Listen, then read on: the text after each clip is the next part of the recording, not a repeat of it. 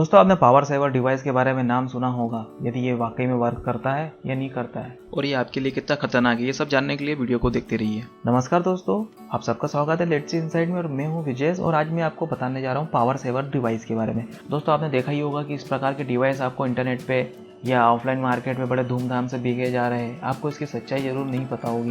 दोस्तों मैं इसके बारे में आपको डिटेल में बताने जा रहा हूँ। ये पावर सेवर के अंदर कैपेसिटर लगा होता है। कैपेसिटर की कितनी कैपेसिटी देती है ऐसा कुछ इसमें बताया नहीं गया होता है। लगभग दोस्तों इसमें 2.5 mFD का कैपेसिटर होता है। पावर सेवर डिवाइस बनाने वाले जो भी लोग रहते हैं वो कहते हैं कि ये आपकी घर की बिजली 20 से 25% बचाता है। दोस्तों हकीकत में ऐसा कुछ होता नहीं है और उनका कहना मतलब ये पड़ता है कि आपके इंडक्टिव लोड और रेजिस्टेंस लोड ऐसा कुछ आपकी बड़ी बड़ी बातें करते हैं। इंडक्टिव रेजिस्टेंस जो आप समझ नहीं पाते हो।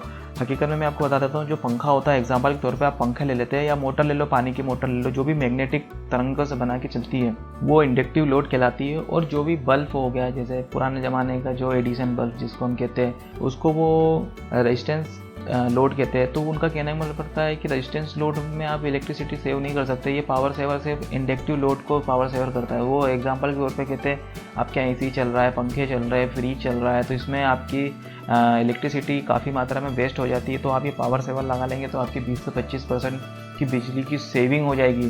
दोस्तों हकीकत में बिल्कुल भी सेविंग नहीं होती इस चीज़ से। यदि ऐसा होता तो बड़ी बड़ी कंपनी इसके लार्ज स्केल में इसका मैन्युफैक्चरिंग करती और बेचती। आपको पता ही होगा जो भी बड़ी कंपनी है वो ऐसे झूठ और फालतू की चीज़ें नहीं बनाती है, उनको तो सर्टिफिकेट देना पड़ता है। पर ये चाइनीज़ जो कंपनियां हैं कुछ भी बना के बेच देती है और चली जाती है।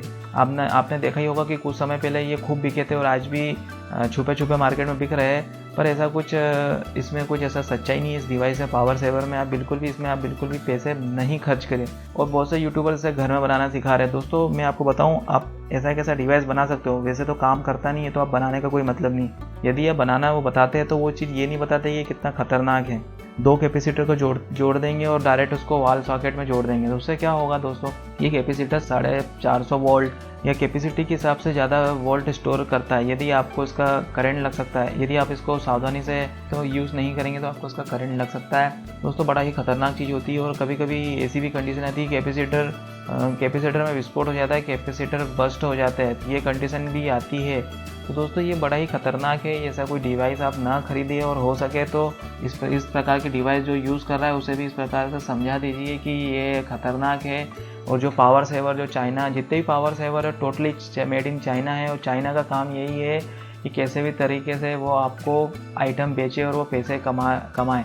उसका कोई ऐसा कुछ उद्देश्य नहीं है कि जिससे कि आपका फ़ायदा हो इस डिवाइस से, उनको सिर्फ पैसा कमाने का रहता है। तो दोस्तों आपको यही चीज़ को मेरे को समझाना है। और साथ में एक चीज़ और बता देता हूँ, यदि वो आप पावर सेवर आपके यहाँ लगाया तो ये भी आप सुनिश्चित कर लीजिए कि उसका कैपेसिटर बहुत ही ख़राब क्वालिटी का यूज़ करते हैं वो, तो उस कारण वो कभी भी बस्ट हो सकता है। तो उसको आप यदि आप उसके पास में हो और यदि वो बस्ट हो जाए तो आपको उससे इंजरी हो सकती है। तो दोस्तों इस प्रकार के डिवाइस ना तो यूज़ करें ना तो किसी को यूज़ करने की सलाह दें। दोस्तों यदि आप इस प्रकार से कोई डिवाइस यूज़ कर रहे हैं तो मुझे कमेंट में ज़रूर बताइएगा कि आपको इससे कुछ फ़ायदा हुआ है या नहीं हुआ है। और दोस्तों वीडियो पसंद आया तो लाइक ज़रूर कीजिए, दोस्तों को शेयर कीजिए, इस प्रकार की वीडियो उन्हें भी पता होना चाहिए। और दोस्तों नेक्स्ट वीडियो में फिर मिलेंगे। Thanks for watching.